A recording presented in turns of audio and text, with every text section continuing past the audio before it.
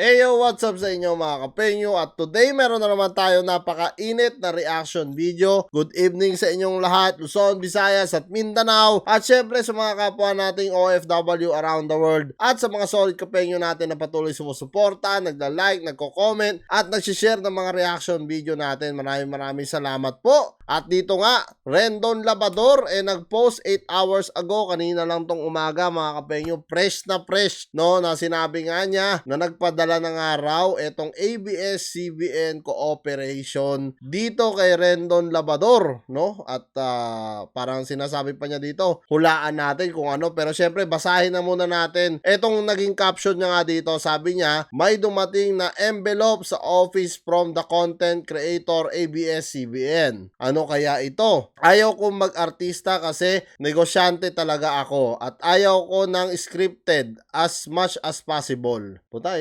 isipin nyo mga kapengyo, ang arte talaga ng hinayupak.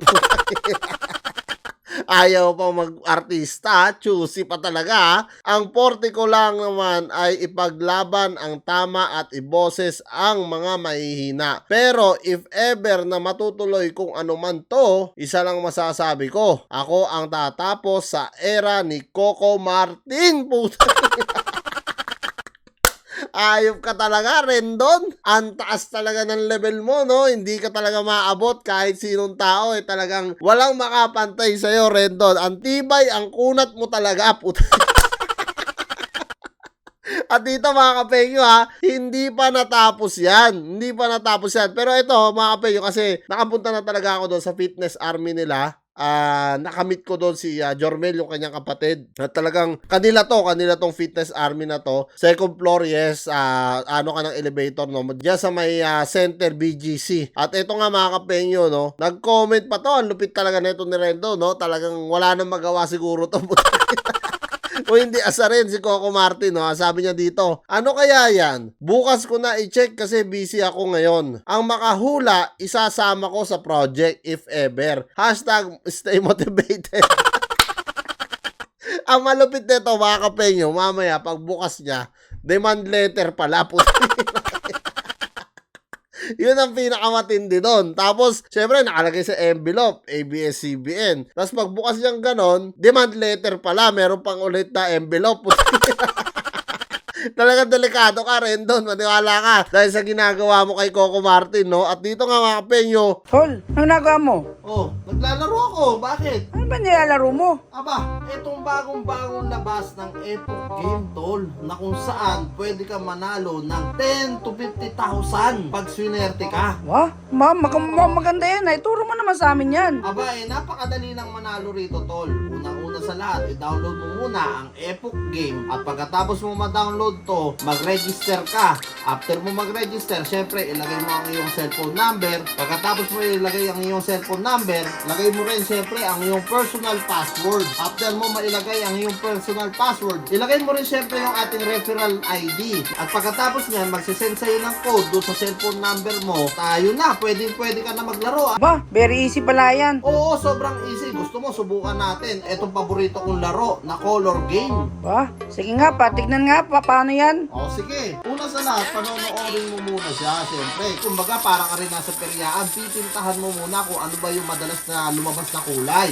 After nyan, pagka na-timingan mo na yung kulay na gusto mo, saka ka tumaya ngayon gamit ang Gcash mo. At ito, ako naman ang tataya. Tataya ako ng tagpa 5 pesos doon sa color white. At tingin ko, mananalo ako dito sa color white na to eh.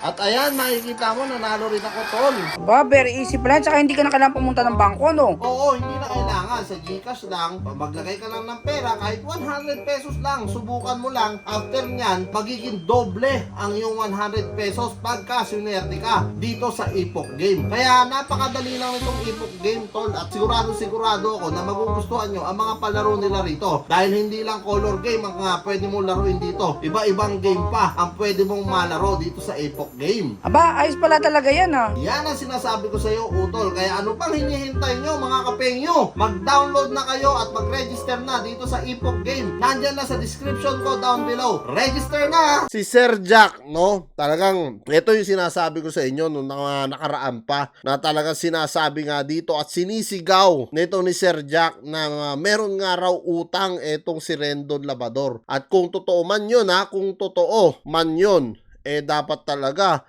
ayusin ni Rendon yan. At saka si Sir Jack mismo, no, ang nagpapatunay, no, lagi niyang every time na makikita ko may post talaga si Rendon, laging nandoon si Sir Jack. Pansinin nyo mga kapengyo, laging nandoon sa post ni Rendon Labrador etong si Sir Jack. At dito mga kapengyo, sinabi nga ni Sir Jack dito, ito, bali kinounter niya etong post kanina ni Rendon. At sinabi dito ni Sir Jack, "Hoy Rendon, nabobo, demand letter yan," sabi niya dito. Tapos sa baba niya, may mga comment siya, ito sabi niya, "F na F Rendon, reveal ko na ba mga investors na tinakbuhan mo sa Taguig? 6M daw yun Uy, Buta guys, issue to mga kapengyo. If ever na talagang totoo itong sinasabi ni Sir Jack dito. Tamo, sinabi pa niya yung lugar sa Taguig daw. 6 million ang tinakbuhan daw na ito ni Rendon So talagang mabigat tong pinaparatang ni Sir Jack dito. At sabi pa niya dito, "Rendon, yung gym ng boss mo sa Taguig, di nyo na binayaran ng 1 taon. Kawawa investor, 6 million babay tapos 1 million rent. Di na bayaran kaya iniwan na lang yung mga gym equipments. Nasira-sira na kahit 100k walang bibili." So eto nga mga kapengyo, no, yung sinasabi dito. Talagang malupit ang mga patama dito ni Sir Jack dahil sinasabi dito ni Sir Jack na tinakbuhan daw nga nito ni Rendon ang worth 6 million at yung renta na 1 million plus. Tapos pinabayaan na lang na magkasira-sira yung mga gym equipment, no? So dapat sagutin din nito ni Rendon Labrador kung totoo man tong pinaparatang ni Sir Jack dahil mabigat din na paratang to dahil kahihiyan to mga kapengyo kung sakaling totoo man to So kahit ako hindi ko rin alam mga kapengyo kung totoo man o hindi. Pero kung talagang totoo etong binibintang ni Sir Jack dito, dapat talaga yung mga investors din lumabas kung talagang totoo Baka nakakalimutan mo Rendon, yung Facebook page na gamit mo ngayon na may 1.9 million followers ay hindi talaga sa'yo. Okay ka lang? Kilala ko kanino mo yan binili.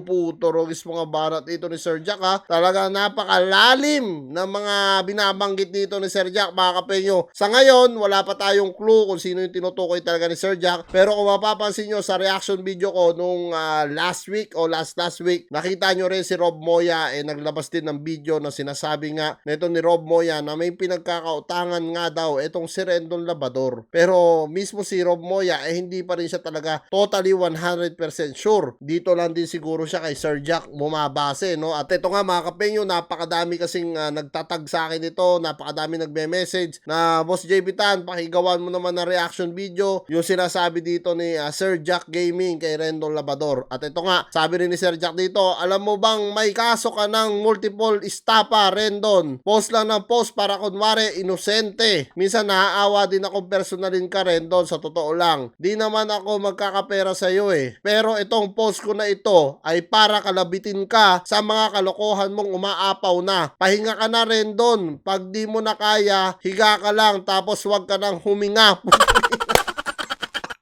Ang lupit mo talaga, Sir Jack. Sobrang saludo sa'yo, Sir Jack, no? At dito, sana talaga, no, masagot ito ni Rendon Labrador, mga kapengyo, kung totoo man, itong binabato sa kanya ni Sir Jack Gaming dahil napakalaking nito, no? Napakalaking kahihiyan nito. Kung totoo man, itong sinasabi ni Sir Jack dito kay Rendon Labrador. At kung lalabas ang mga investor, mas lalo matutuluyan talaga itong si Rendon Labrador. Anyway, mga kapengyo, maraming salamat dito sa panonood nyo sa panibagong reaction video. At kung kayo ang tatanungin ko mga kapengyo, ano nga masasabi nyo dito sa pinaparatang ni Sir Jack Gaming na meron nga raw utang etong si Rendon Labrador sa mga investor at tinakbuhan nga daw niya? Comment nyo down below kung naniniwala din kayo mga kapengyo. At lahat po yan mabasa ko. Maraming salamat mga kapengyo at kita-kita tayo sa susunod kong reaction videos.